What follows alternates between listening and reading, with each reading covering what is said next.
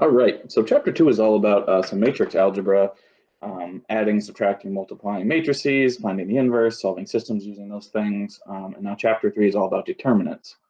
The word determinant, which is spelled like this, obviously, that's like a metric that you can use on any matrix to come up with some characteristics about that matrix. So when you find the determinant, depending on what the matrix tells you, it tells you the determinant itself will tell you certain things about that matrix. And so we'll see, for example, it has implications for invertibility, which means it's going to be part of the inverse matrix theorem. And depending on the application that the matrix represents, the determinant might mean something different.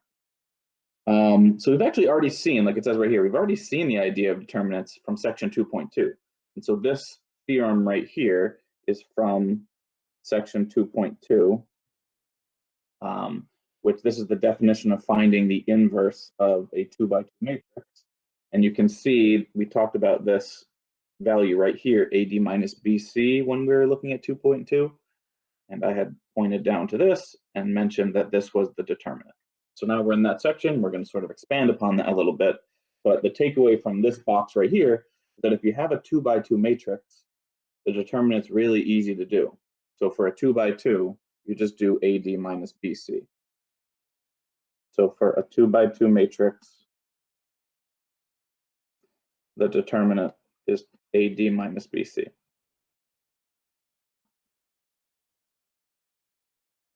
So for 2 by 2 matrix A, the determinant of A is AD minus BC. And that's the notation there. DET matrix A means the determinant of A. And so that's a really, really easy definition for a 2 by 2 matrix. If you have a 2 by 2, use AD minus BC. If you have something higher than 2 dimensions, that's where the next part of the notes comes in. But it's kind of a complicated-ish process. It's not complicated, but the notation's a little bit beastly. And so the first thing I'd like to do is look at this notation, Aij. Okay, so let's let capital A be a square matrix, and let's let capital A sub ij be what remains from the matrix after the ith row and the jth column have been removed. So for example, and the reason that we're talking about this notation, A sub ij, is because if we look at the next page in the definition of the determinant involves these A sub ij's, right, and the C sub ij's down here. And so we want to know what that means. And so let's just practice thinking about what A sub ij means. So here's a couple matrices. Let's pretend this is matrix A, and let's call this one matrix B. When we write down something that says like A sub 1, 2, that means delete the first row and the second column from A. And so if I'm looking at A and I want to delete the first row and the second column, then I would be left with -4, -2, -3, and 6.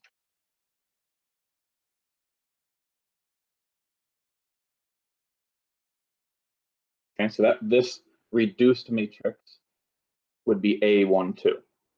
Notice it got smaller, right? So it was a 3 by 3, and every time you do an Aij, you're going to delete 1 row, 1 column, so it's going to go down 1 dimension to 2 by 2. For example, A33 would be what we get when we delete the third row and the third column. And so if I delete the third row and the third column from that matrix right here, it would be this. Just the upper left-hand corner there. And we can do it with larger matrices too. So if this is our B, then let's do, say, B11. B11 would be deleting the first row and the first column. And so we'd just be left with that submatrix right there, which would be 2, -5, 7, 3, 0, 1, 5, 0, 0, 2, 4, -1, 0, 0, -2, 0. So again, we want to know this notation because when we go to take the determinant of a larger matrix on the next page, the A sub ij is going to be part of that definition. And so we just need to understand what that means when we see that on the next page. Just to kind of make sure you understand this concept, I'm going to ask you to try a couple. So with this matrix A, can you take a second and write down A23? And with this matrix B, can you take 1 second and write down B43?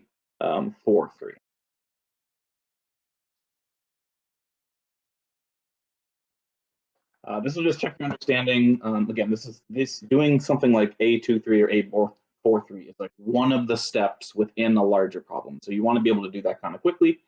Take 1 second and maybe just pause the video and see if you can write those two things down, and then I will write down what they are.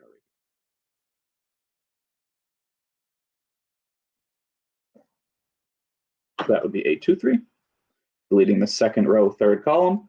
And if we delete the fourth row, third column of B, it would be this.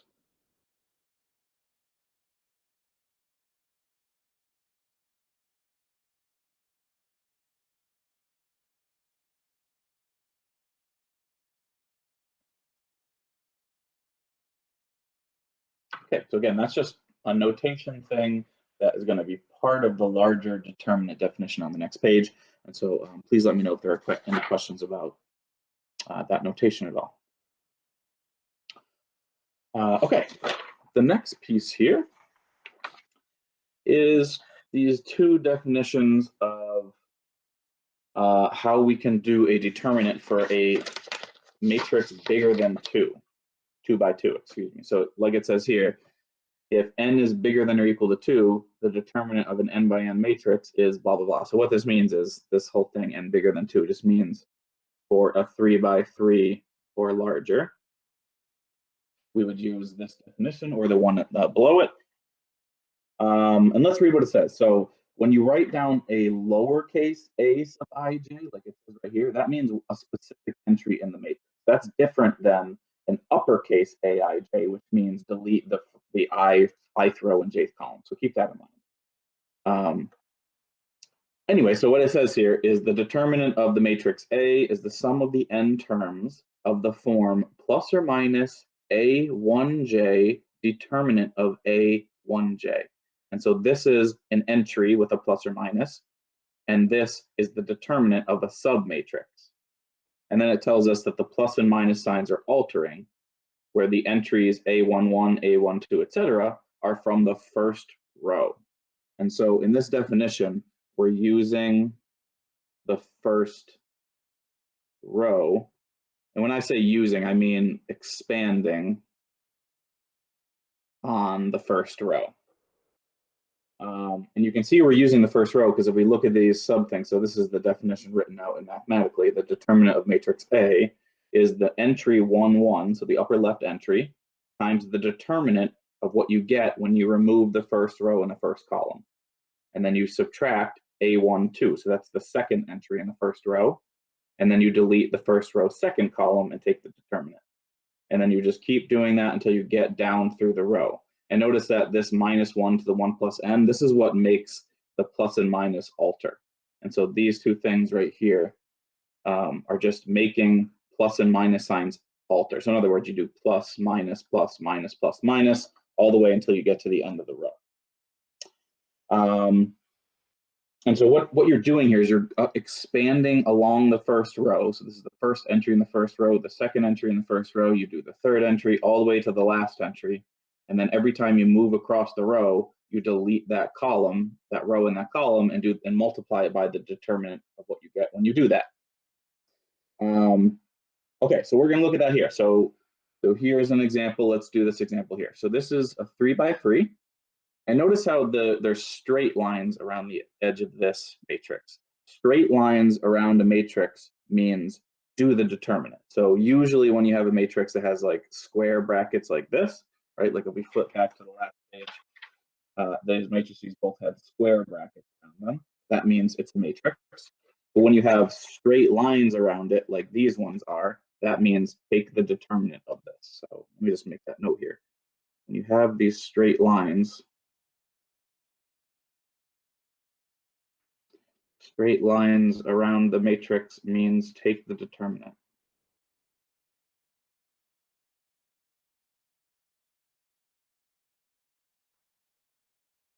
And so you'll see that in the homework. It's just a general thing you should be aware of moving forward in other math classes or whatever. If you see what would have otherwise been a matrix, but there's straight lines, it just means take the determinant. Okay, so let's say this is our matrix A, and let's find the determinant of A using this formula right here. So this formula says the determinant of A is going to be what we get when we go across the first row doing these things, alternating plus and minuses in between them. So it's going to be A11 determinant of A11 minus A12 determinant of A12 plus A13 times the determinant of A13.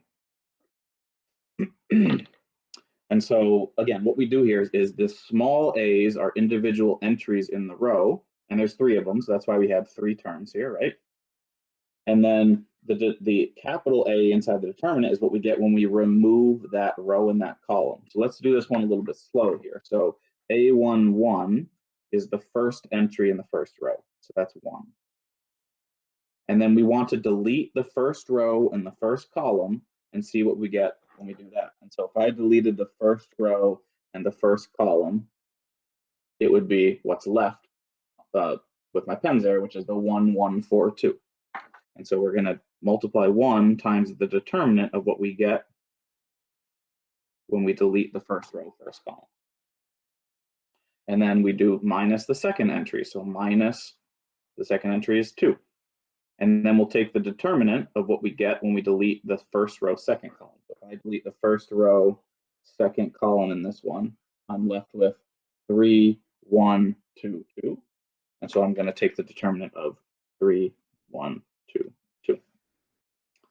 And then the last entry is a 4 in the first row. And then I delete the first row, third column. Right here I am just trying to delete those things. And you can see that we're left with 3, 1, 2, 4. And so I'll take the determinant of 3, 1, 2, 4.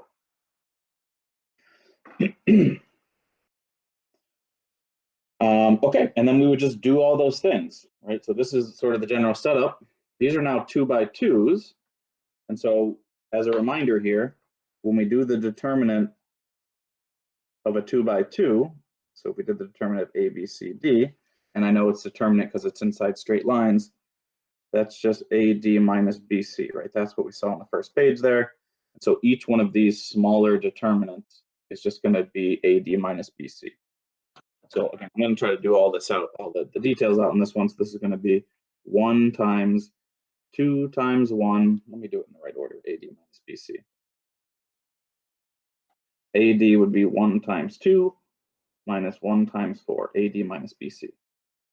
And then minus 2, and we do AD minus BC, so 3 times 2 minus 1 times 2. And then AD minus BC here is 3 times 4 minus 1 times 2. Right, each one of these entries is AD minus BC. We're just doing the determinant of a 2 by 2. Something maybe to consider at this point is that if this was a 4 by 4, if our original matrix was a 4 by 4, let me start over. Since it's a 3 by 3, every time we remove 1 row and 1 column, it becomes a 2 by 2. And determinant of 2 by 2s are easy.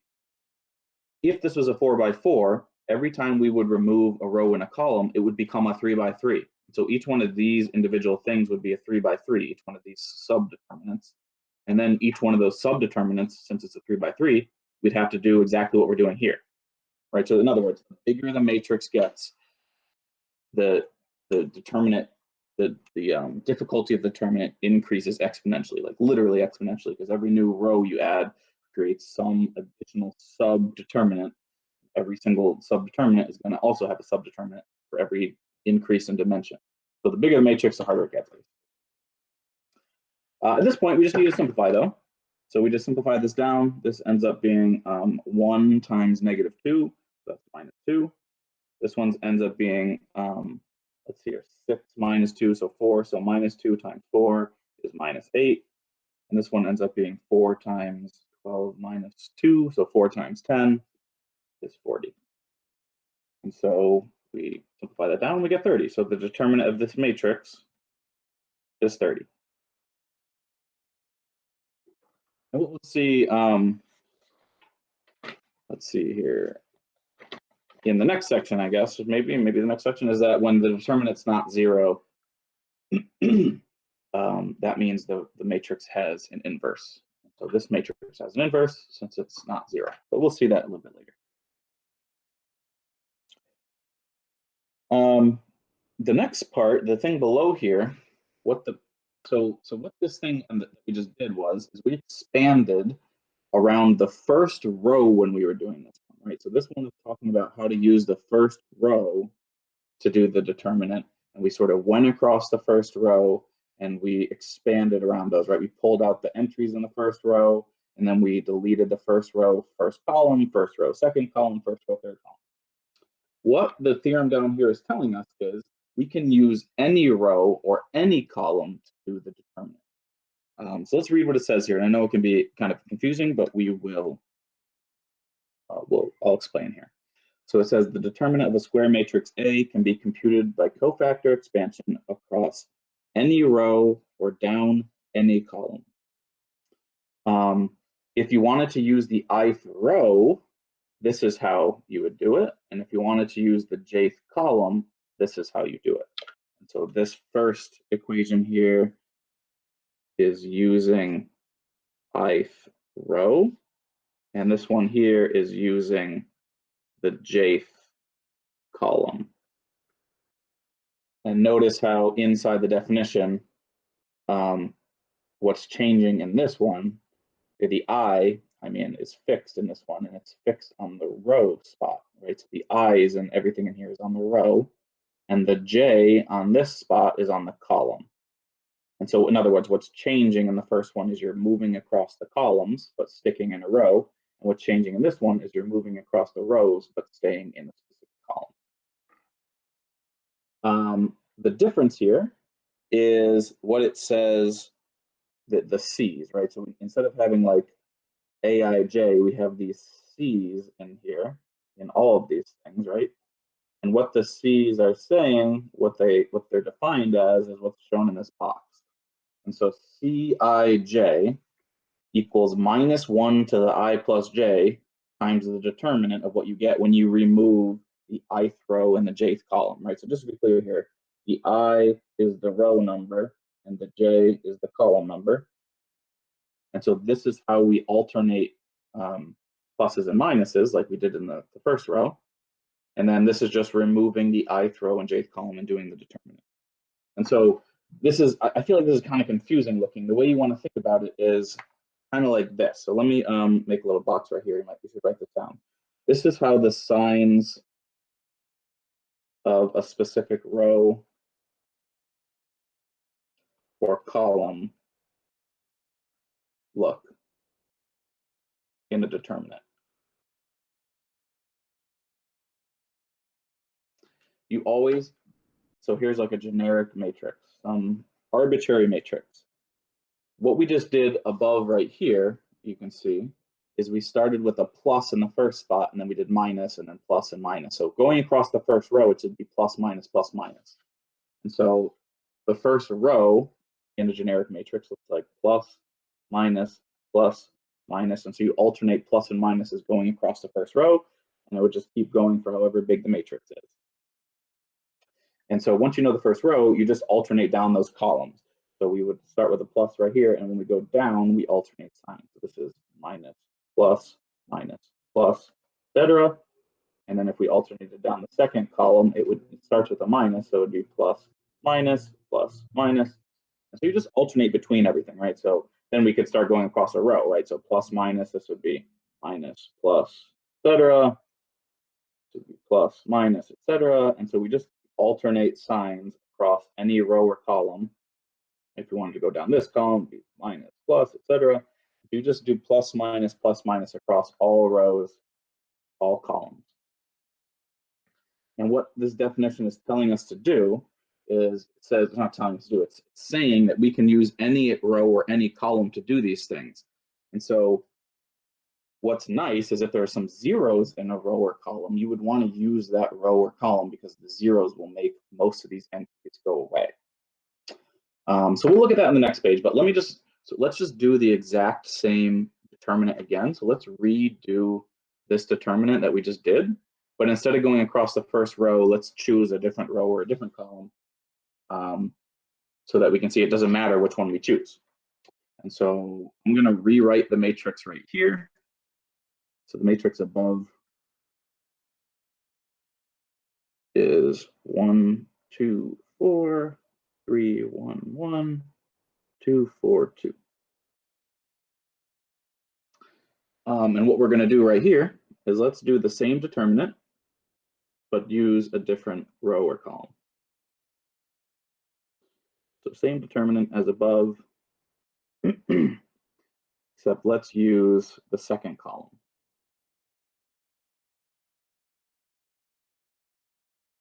So above, we did the first row and the one above. Let's use the second column here and just show that we also get 30, right? The answer above we got was 30 right here. So let's use the second column and see that we also get the answer of 30. And so I'm going to expand across this column. And so we're going to use the column definition. But all you do, you don't really have to think too hard about this definition. What this definition says is you pick off each entry going down the column, and when you pick off that entry, you delete the row and the column that that entry is in, right? So in other words, when I do determinant of A, I pick the first entry out of here, which is a 2, but I look over here at my signs and I see that the 2 is in the second spot here. So we're going to pick out the 2, but it needs to have a negative sign in front of it because we're in this spot right here, right? So we're going down like this column when we do the cofactor expansion right there. Just made that look like a plus, so let me just fix that. It should be a minus. So we pick off the 2 from the first column, but it needs the minus sign from here. And then since we picked out the 2 in the first row, first column, we delete the first row, first column, right? So I delete, first row, second column. And so I delete the second column and the first row. And if I did that, I'd be left with 3, 1, 2, 2. Right, so when you pick an entry out, you delete that row and that column, and then you look at what's left. So when I delete the first row, second column, I'm left with 3, 1, 2, 2. And then you go down that column and you pick out the 1. And now we're in this spot in the matrix, and so it gets a plus sign. So plus 1, that's the second entry. And then since I pulled that 1 out, I delete that column and that row. And so I'm left with 1, 4, 2, 2. And then I pick out the 4 in the column, and now we're in this spot, so we need to alternate again, right? So we had minus, plus, so we need a minus, got the 4, and I pulled that 4 out, so I delete that row and that column again, and so you'd be left with 1, 4, 3, 1. And now this is a very easy problem, right? These determinants are just AD minus BC, and so we can just simplify this down and see that we get 30. So let's go ahead and do that. So when I do AD minus BC here, it's going to be 6 minus 2, which is 4. When I do AD minus BC here, you do 2 minus 8, which is minus 6. AD minus BC here is 1 minus 12, so that's minus 11. And so let's simplify this down. So minus 8 here, minus 6 here, 44 there. That does add up to 30. So that's the same thing we got above. So just showing how you can cofactor expand around any row or any column to get the determinant.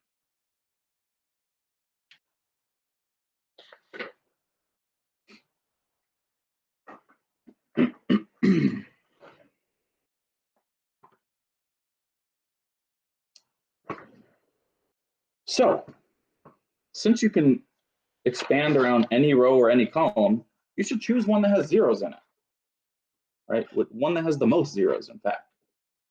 Because let me just put the last page up one more time.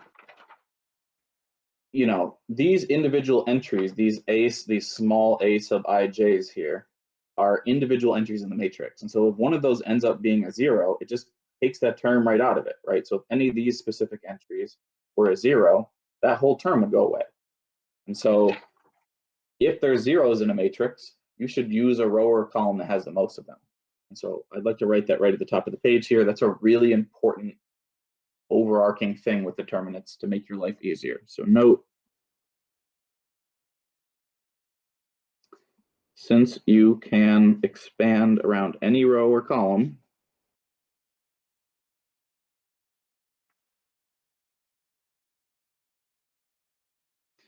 you should choose one with the most zeros in it.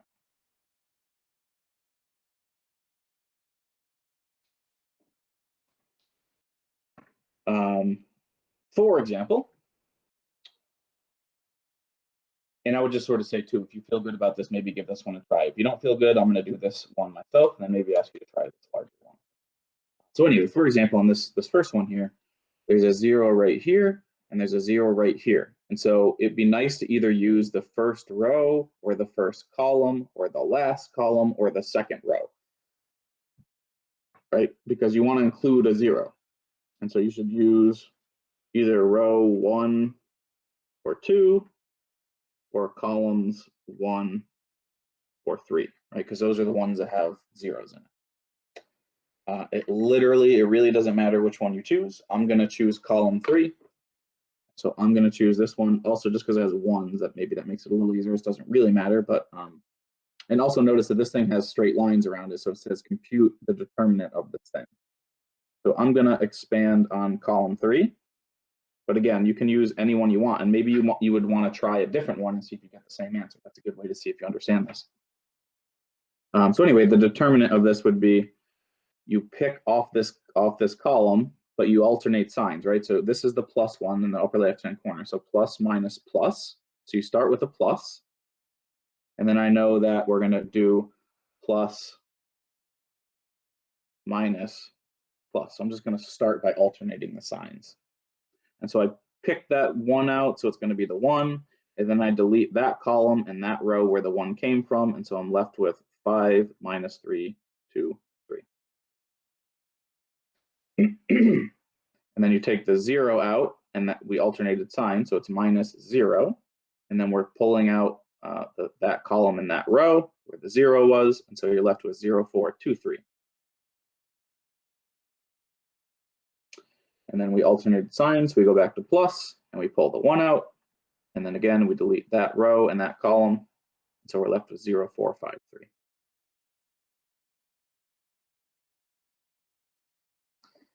And again, the nice thing about picking a row with zeros or a column is this one just goes away. You don't even have to think about that one because you're going to multiply it by 0 anyway.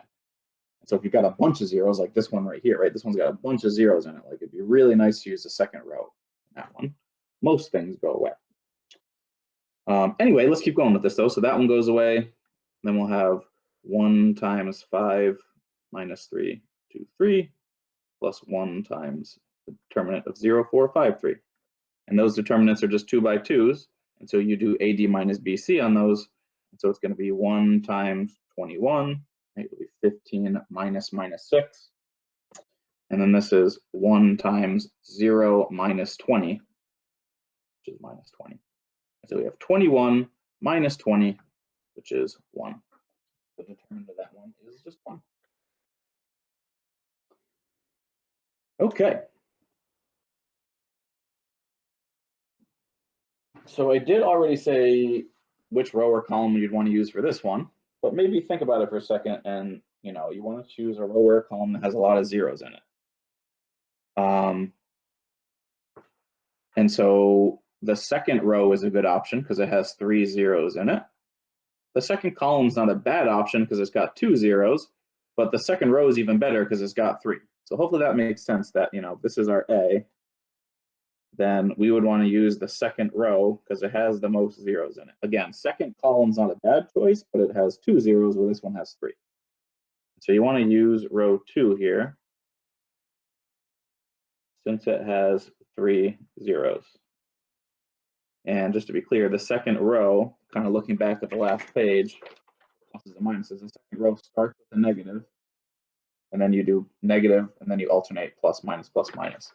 So the second row is going to has the form, you start with a negative, and then you do plus, and then negative, and then plus, etc.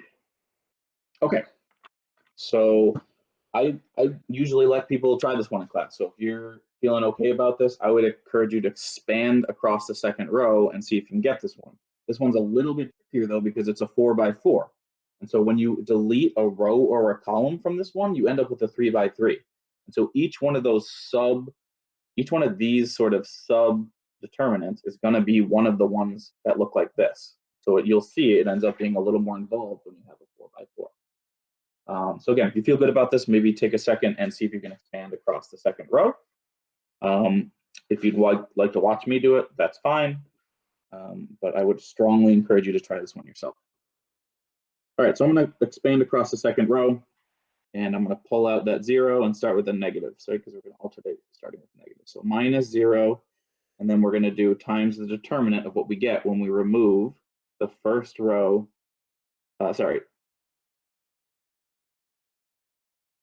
second row, first column.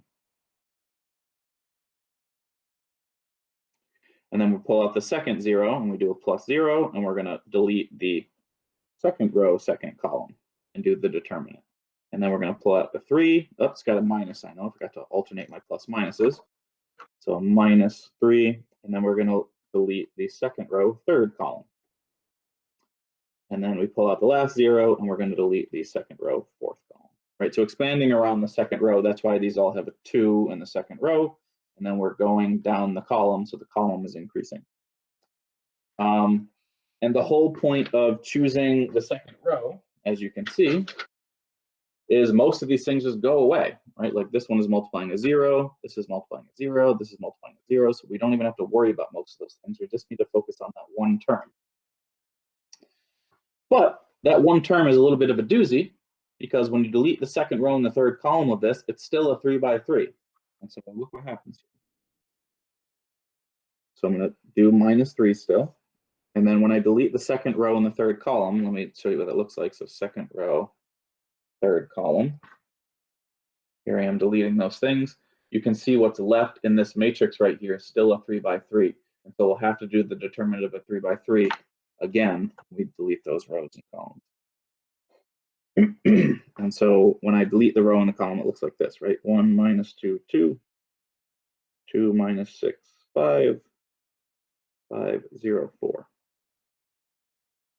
And so we need to do the determinant of this 3x3, and it's not AD minus BC. We need to expand across another row or column again. And so the same principle applies. We would want to choose a row or a column that has the most zeros in it. And so you should use either column 2 or row 3 because they contain a 0.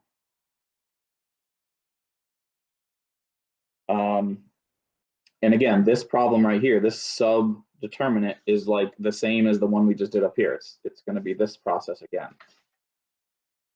And so I'm going to use the third row here. So I'm going to expand across the third row.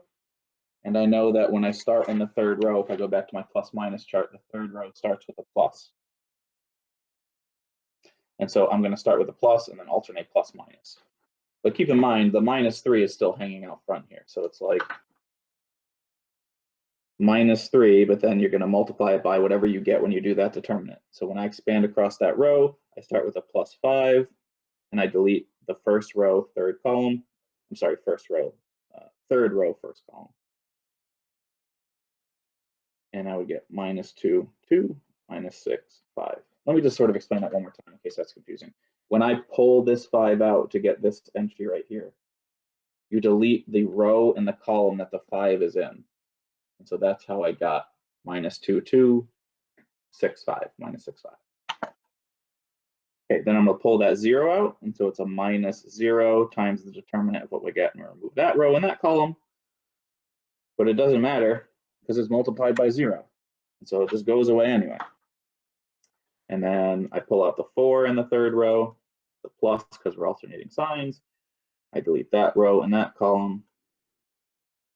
and it would look like this, and I'm going to close my bracket. And so minus 3 is going to multiply what I get when I simplify that down. And then these are now 2 by 2s, and so you can do AD minus BC on those to get the answer. This is going to be 5 times AD minus BC here is 2, and then plus 4 times AD minus BC there is minus 2. And so we get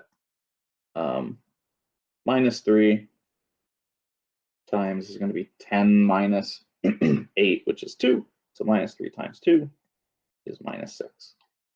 So the determinant of this 4 by 4 is minus 6. Please do let me know if you have any questions about that one. Okay, one last thing in this section.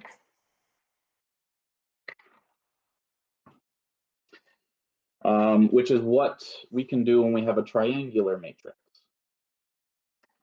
And so what it says here is if A is a triangular matrix, then when we do the determinant of A, we just multiply together the entries on the diagonal.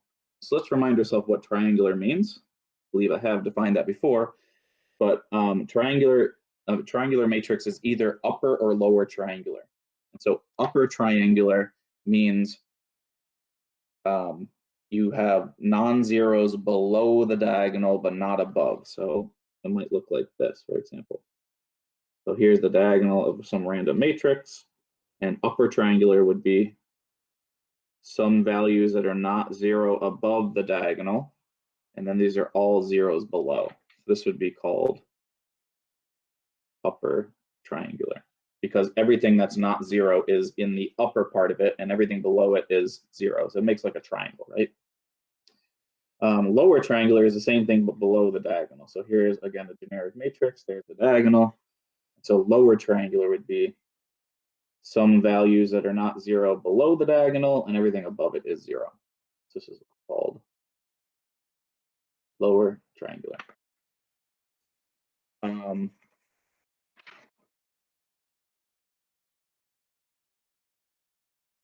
And so if you expand it around and so this is an example of a triangular matrix, right? So this is matrix A, and we looked at the diagonals. The diagonals would be right here.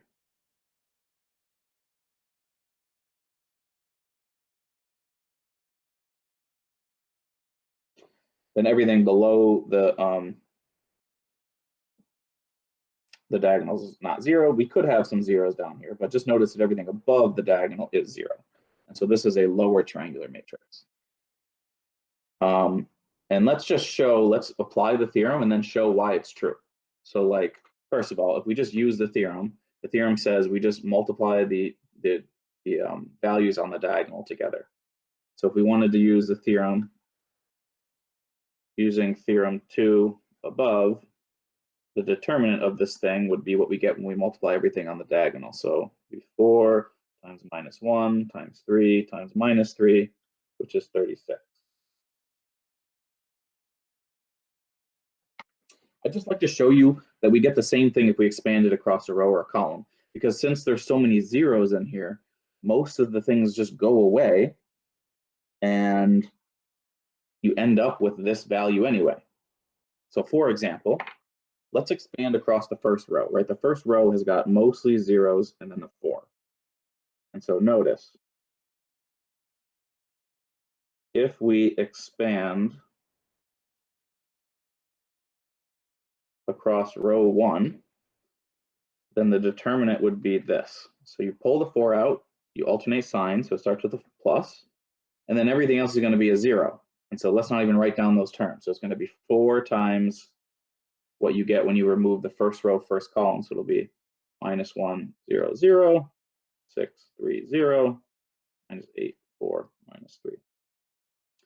And then the other 3 terms are going to be 0, 0, 0. So it's going to be like plus 0 times something, plus 0, plus 0. And so those just kind of go away, right? And then we would do the same thing again where we expand across the first row since it also has 2 zeros in it. And when we do that, we'd have the 4 still. We expand across the first row. And so it's going to be minus 1 times what you get when you remove the first row, first column. So 3, 0, 4, minus 3. And then you're going to do 0, 0 again, so it's going to be adding a couple more zeros. And then we've got a 2 by 2 here, and so we can do that AD minus BC, and this ends up being 4 times minus 1 times 3 times minus 3, and then you're going to subtract 0. And this is the exact same expression that we had right up here, right? 4 times minus 1 times 3 times minus 3. Exactly what we have. So we get 36, same as above. And so when you have, the idea is when you have an upper or lower triangular matrix, there's so many zeros, but that what ends up happening if you just expand it across a row or column that has zeros in it is you end up just multiplying the diagonals together anyway, right? That's what this is right here. These are just the diagonal entries. And so if you have an upper triangular matrix, instead of doing all this stuff and eventually just multiplying the diagonals, this theorem is saying just cut right to the chase and you can multiply the diagonals to begin with. All right, in this next section, we're going to be talking about some properties of determinants and some helpful things that we should know about determinants that might sometimes make it easier to calculate them. So what it says here is let A be a square matrix. So just to be clear here, that means that it's n by n. And the three following things happen. So it tells us basically when we do row reduction on a matrix. Let me start over. So in the last section, at the end of the last section, we saw that when you do the determinant of a triangular matrix, you just multiply the diagonal entries together, right? And so that's really nice and easy. And so the idea is if we can row reduce a matrix to make it triangular, then that's nice for the determinant. And so this basically tells us what happens when we do row operations to the determinant. So the goal is in these problems to row reduce something to make it triangular so that it's easy to do the determinant, and then use these properties to adjust the determinant as needed. The first one says basically, if you multiply one of the rows in A and you add it to another row, the determinant stays the same. That's what, right, so that you're equal, it stays the same. It tells us is we switch two rows, so if two rows of A are interchanged to produce a new matrix B, then the determinant of the new matrix is minus 1 times the old one. So if we change rows, we need to multiply our new determinant by negative 1. And this one says if a row of A is multiplied by a number to produce a new matrix B, so it's multiplied by K, then the determinant of the new matrix is K times the determinant of the old one. Now, usually we're interested in the determinant of A in this one. And so the other way, if we divided K over the other side, the other way of saying this is 1 over K times the determinant of the new matrix is the determinant of the old matrix. So both these things are equivalent. Usually you end up using the second one.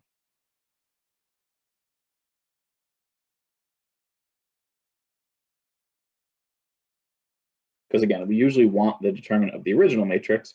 You get it triangular, which is usually going to be B, and then you would multiply it by 1 over K if you happen to multiply a row by K. Okay, and so like it says, like I already kind of mentioned this, but it says it again here. The above theorem is helpful to do determinants because we know determinants of triangular is easy. It's just the multiplying the diagonals.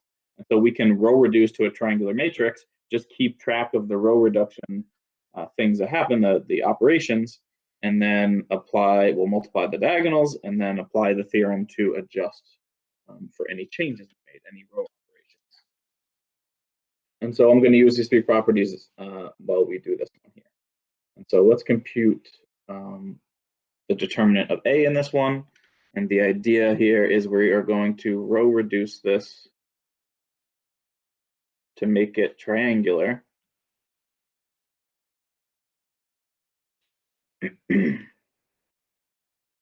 To find the determinant. And we'll keep track of all the operations we do, and we'll apply the theorem above when we do it. Just kind of, well, let's just do it and then I'll say something about it. So determinant of A in this case would be the determinant of that thing. So I'm going to rewrite the matrix with straight lines around the edge because we know straight lines means take the determinant. Here I am taking the determinant. As a reminder, when we row reduce things, if we're row reducing, we want to sort of get a pivot in the upper left-hand corner, and then we use that 1 in the upper left-hand corner to cancel out the things below it. And so, for example, I'm going to use that 1, this first 1 multiplied by 2 and add it to the second row to cancel it out. So I'm going to take row 2 and I'm going to add to it 2 times row 1. And when I do that, I get this matrix. First row stays the same. The last row stays the same. The middle row changes. And the middle row becomes 0, 0, -5. And I'm going to keep track of what we did there because we're going to need it in the last step. So what we did was we added a multiple of one row to another, right? We did 2 times row 1, and we added it to row 2. Well, the theorem up top says when you do that, when you add a multiple of one row is added to another, the determinant stays the same. And so that operation we just did doesn't actually change the determinant. Let's fix my clipboard here. And so we added the multiple of one row to another. And so the theorem says that the determinant stays the same. By theorem 3 above.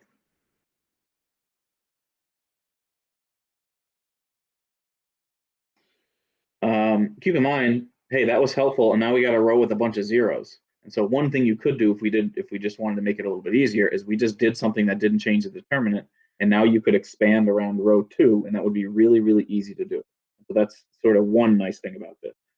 We're going to keep going with it, but just note that expanding around row 2 right now could be nice. But we'll keep going and make it triangular and just show you how the theorem works. Okay, so then I want to make it triangular. And so I'm going to put this 1 with 2 zeros. I'm going to switch rows 2 and 3 to put the zeros down at the bottom. And so I'm going to switch row 2 and row 3, and we're going to get this matrix. So the first row is not moving. I'm going to switch rows 2 and row 3.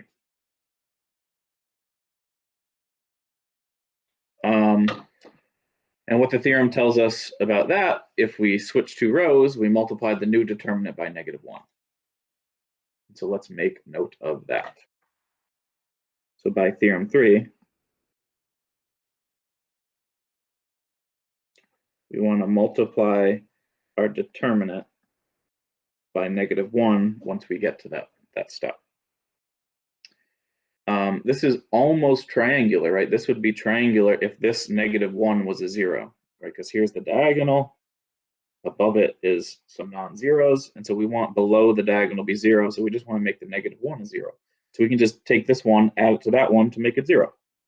And so the last step in making a triangular matrix here is to do R2 plus R1, and that makes it into a triangular matrix.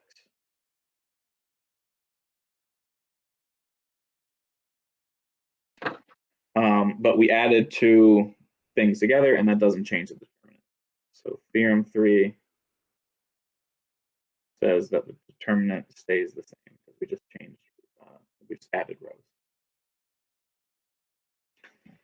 And so this is now a triangular matrix. And so it's nice and easy to do the determinant because the determinant of a triangular matrix is just the product of the diagonals.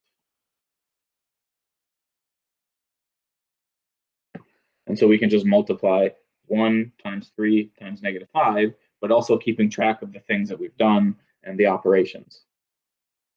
And so the final determinant then, we just row reduced, we can get a determinant here of multiplying the diagonals together, but also multiplying by -1. So the first operation we see didn't change it. This operation didn't change it. The only thing that changed the determinant was when we switched rows 2 and row 3. And so we want to take this -1 from that and start with it. We're going to multiply by -1, and then we're also going to multiply the diagonals together. So it'll be -1 times 1 times 3 times -5. So we get +15 as our determinant. So that -1 became this -1, and then these 3 entries are just multiplying the diagonals. And so the only sort of penalty we got from doing that row operation was we needed to multiply by -1 because we switched two rows. And so this, this gives a nice-ish way if you have a complicated matrix. If you just do a little bit of row reduction, sometimes you can make the determinant easier. I mean, we already made it easier just on that first step by putting a couple zeros in there. We could have expanded around row 2, or we just could have kept going, do one more operation, keep track of the -1, and also get there. In my personal opinion, doing sort of row reduction and then doing the determinant isn't usually any better than just doing the determinant to begin with. Like, we could have just started with this, expanded around the third row or the third column, and just sort of done the determinant directly. And it would have been no more or less work, possibly even less work, because if you do row reduction, you have to like row reduce for one thing. You also need to keep track of everything you're doing, and then you need to carefully row reduce, right? And so there's like potential to make errors when you do this method. And in my opinion, you shouldn't always go to this. It's kind of something nice to know, but it's not something you should automatically go to. Okay, though, so let's look at a couple more examples here. So on the second page, you might see what's going on here already. Let's find the determinant of this. We're going to do the same thing, though. We're going to find the determinant by using row reduction to echelon form. So this is our matrix A. Let's row reduce this one again. Keep track of everything you're doing, and then see what happens with the determinant. So the first thing we've got our pivot in the upper left-hand corner. We want to use that 1 to get rid of the 3 and the 2. So I'm going to do that in one step here. I'm going to do row 2 minus 3 row 1 to get rid of the 3. And then I'm going to do row 3 minus 2 row 1 to get rid of the 2. And so when we do that, we end up putting zeros below that 1. And then the matrix turns into this in the other locations.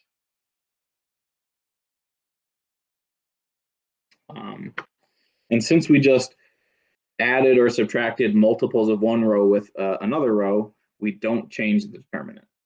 So no change to the determinant by part A of the previous page.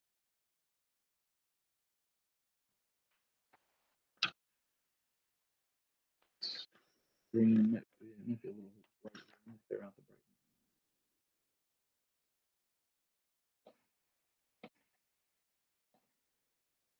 That's a little bit better, I feel like. I hope that helps. Sorry, the first page is a little bright. Okay, so we didn't change the determinant. We almost have an upper triangular matrix. We just got to make sure that this 3 goes away. And so let's multiply row 2 by 1/6, right? Divide this by 6, make it into a -3, and then add it over there. And so I'll do that in 2 steps because I want to keep track of what's going on. So the first thing I'm going to do is do 1/6 times row 2, because that's going to make this entry into a 3.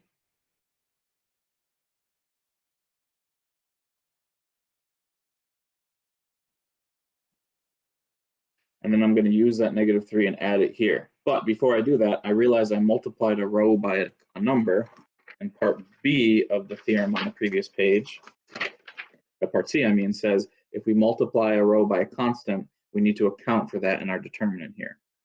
And so what we did here is we multiplied by 1/6. And so K in the theorem is 1/6. So keep that in mind when we keep going here. And now I want to use this -3 to cancel that one out. So I'm going to do row 3 plus row 2.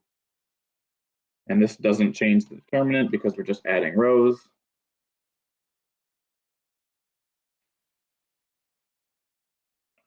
So it doesn't change the determinant by theorem 3, but we end up with an upper triangular matrix. So we'll have 1, 5, minus 3, 0, minus 3, 2, 0, 0, 1. And this is now triangular. And so we can multiply the diagonal entries to get the determinant. But we need to keep track of this thing where we multiplied by 1/6.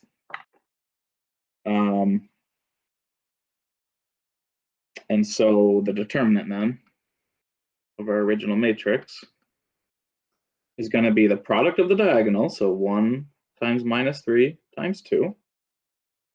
But then I need to apply the theorem. And so I need to, the determinant of the old one is 1 over k times the determinant of the new one. And so I need to do the 1 over k part, and k is 1/6. So I'm going to multiply this by 1 over 1/6. And so just to be clear here, this is the diagonals multiplying. And this part is 1 over k.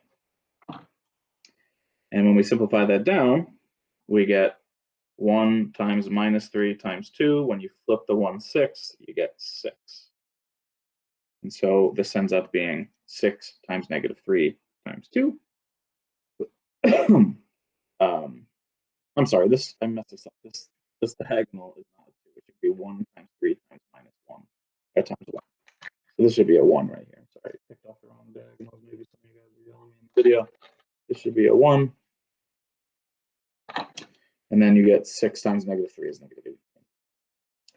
So just to be clear here, this 6 came from k being 1/6 in theorem 3.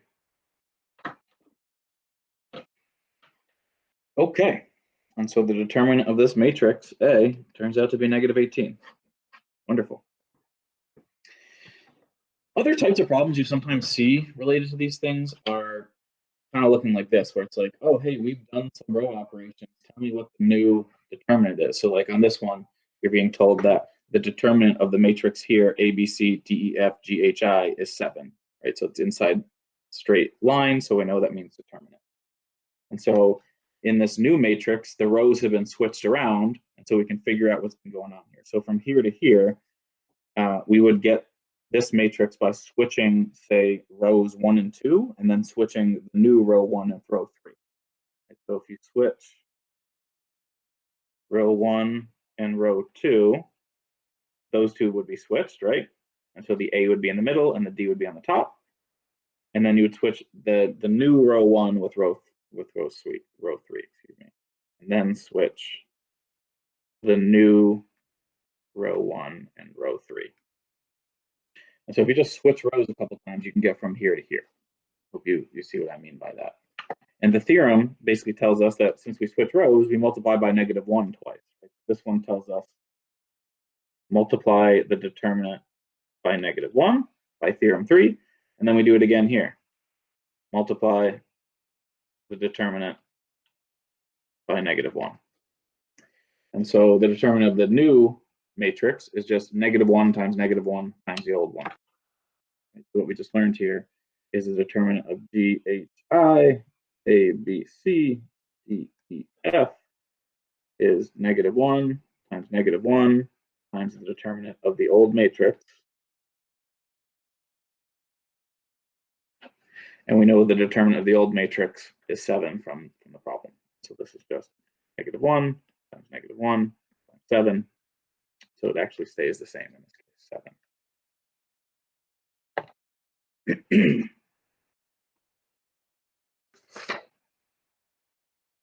Okay.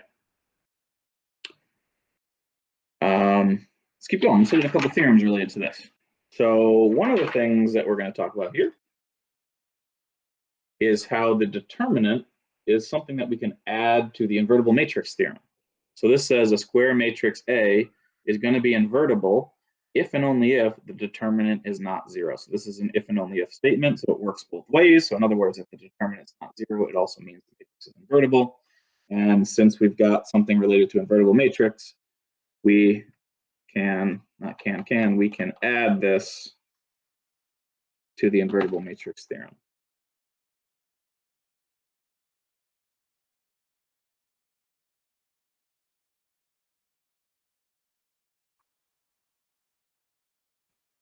One second.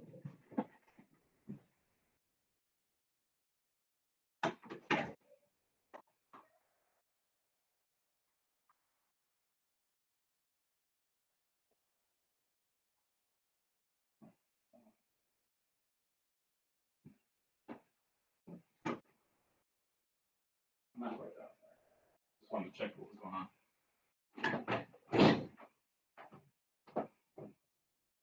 Sorry about that quick delay. My daughter in the other room was having a little bit of a fit. I just wanted to check to see if everything's okay. It is. She's just 2. Okay. So I was going to prove this theorem, and it needs to be proved both ways. And so I'm going to prove the first one. I'm going to assume that it also gives us a way to test for like linear independence and things like that, for example. So for example, I'm not going to prove it, I'm just going to show you. So it says this theorem provides a great way to test if the matrix is invertible. It also leads to this result. So let's suppose the determinant is not 0 of the matrix. This theorem tells us, well, that means the matrix is invertible. So the inverse exists. Well, if the inverse exists, that means you can use A inverse to solve a matrix equation, to solve AX equals 0. And so let's do that. So let's solve the system AX equals 0 using the inverse. Remember, if you want to get x by itself and you know the inverse exists, you can multiply on the left by the inverse, because A times A inverse cancel each other. And then you have A inverse times 0, so that just equals 0, right? So in other words, you get this equals the identity matrix, this equals 0. And so if the inverse exists, so if the determinant is not 0, that means the inverse exists, which means you can solve this, which means AX equals 0 has the 0 solution. In other words, AX equals 0 has only the trivial solution.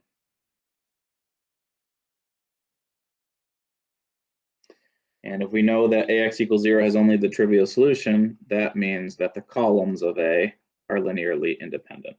That was the definition of, that's how we found and tested for linear independence, is seeing whether or not we have a non-trivial solution.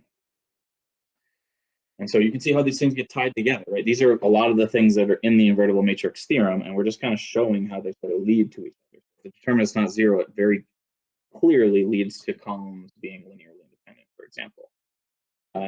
And vice versa, the flip of that is, if the determinant is 0, we can also show that the columns are dependent. So for example, alternatively, if the determinant of a matrix is 0, then that means the inverse doesn't exist by this theorem. And if the inverse doesn't exist, then the homogeneous solution AX equals 0 has a non-trivial solution.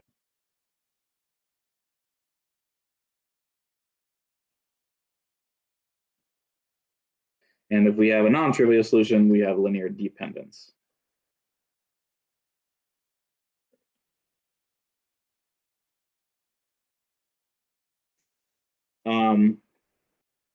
And so, when I teach this class and we do homework out of the book, we use this idea in homework from 3.2, number 25. So if you want to look at that one from the lay book, this is the idea you use in the homework. I don't remember if this is in the online homework or not. I honestly can't remember. But if you look at number 25 in 3.2, this is the kind of idea you use on problems like that. But anyway, what we're going to end up doing is tacking this onto the invertible matrix theorem, right? So if a determinant is not 0, it means the matrix is invertible. A couple other theorems here. So the first one's telling us for a square matrix, the determinant of the transpose is the same thing as the determinant of the regular matrix. So let's remind ourselves what the transpose means. So when you have a matrix, let's do a 3 by 3, A, B, C, D, E, F, G, H, I. When you take the transpose of a matrix, when I put a T like that, like it is right here, the rows become the columns. And so the first row becomes the first column. So it'd be like A, B, C going down this one, right? Second row becomes the second column. Third row becomes the third column. And so in other words, when you do a transpose, you're just sort of like rearranging the columns and the rows. You're not changing any entries. They still are in the same order. And so since you can expand across any row or any column, the determinant stays the same, right? In other words, expanding across this row ABC is the same thing as expanding across this column. And so we get the same answer when we do the determinant of the transpose. The last piece here just says that if we have two square matrices, then the determinant of their product is the product of their determinants.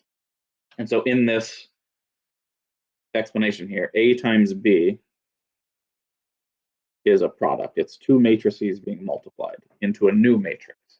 And so if we have a new matrix A times B, and we're doing the determinant of that, we can just split it up and do the individual determinants. And so this gets used in a couple of sort of places. So one application of this is if you have if you know the determinant of the matrix is 6, for example, and then you want to know the determinant of 3 times that matrix or something like that, then so we know the determinant of A is 6, we want to know the determinant of 3A. Well, this is just the determinant of 3 times the determinant of A. And the number 3 you can think of as like a 1-by-1 matrix. And so the determinant of 3 just stays the same, it's just 3. And we know the determinant of A is 6. And so that's sort of one application. If you want to do a scalar multiple of the determinant, you just scale the determinant by that multiple. The other way you kind of see this sometimes is if you have like the determinant of B cubed, then you're just going to split this up into determinant of B, determinant of B, determinant of B. So you're going to get determinant of B cubed. And so just to be clear, this is telling us, this property is saying you can split up the product of determinants. This one comes up a lot when you're doing proof type things, just to be clear. Okay, there's one other thing on the last page we should look at. It's an in-class activity. I would encourage you to take a minute and think about what each of these things are before I go over the answers. They're pretty quick. Like if you kind of understand what's going on here, these should be very quick answers. And so I would take a second and try them, maybe think through it really quick. Again, should maybe take you no more than 5 minutes, I would say, to try these. So pause the video and give that a go. I'm going to explain them right now. So let's call this matrix A. What we're being told here is that the determinant of A is 7. Right? That's what this is saying. And so using that information, we can calculate these two determinants. So this matrix, right, this row is the same, this matrix is the same as that one, except this row has been multiplied by 3. And so we multiplied row 2 by 3 to get this matrix. And so looking at the definition on the first page, K is 3.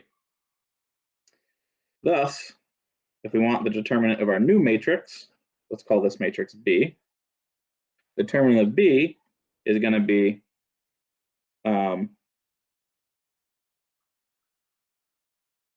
3 times the determinant of the old one, which is 3 times 7 in this case, which is 21. Right, so the determinant of this new one is 3 times the old one, again, using that information on the first page here.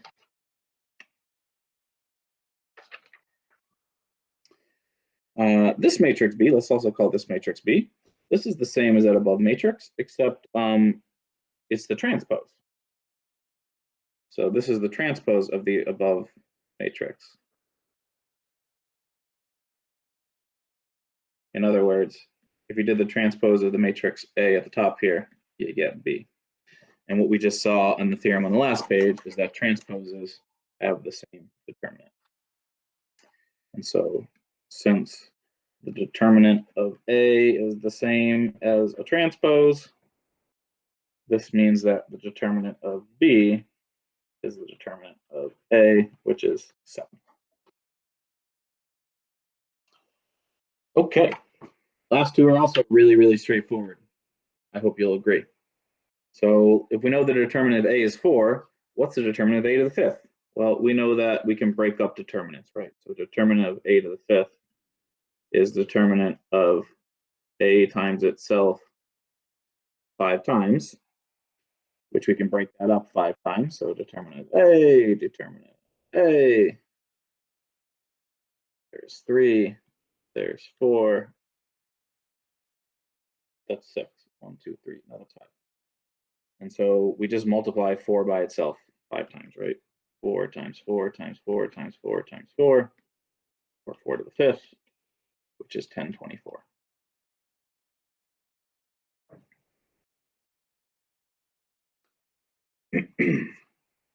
And then the last one's at the bottom of the page. Use the determinant to see whether or not these have an inverse. So we just look at the inverse and see whether or not it's 0. And these are 2 by 2s, and so the inverse is really easy, right?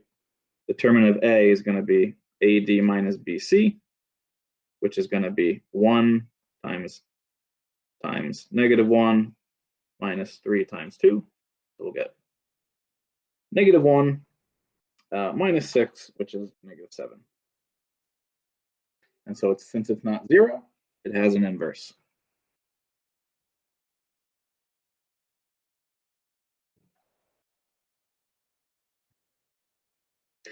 I think on the next one, we're going to get a 0. So if we do determinant of this one, we also do AD minus BC, but in this case, we get 6 minus 6. So we get 0. And so B does not have an inverse since we get a 0 determinant.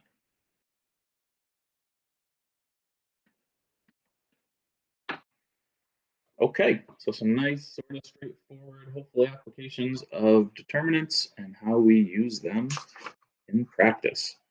I'll just sort of close here by mentioning there are lots of interesting applications of determinants. I know I put this really long link on here, but if you just like Google this person's name right here, they have some really interesting applications of determinants on their website, some very advanced things that are kind of beyond the scope of this class. But if you're interested in this kind of stuff, take a look.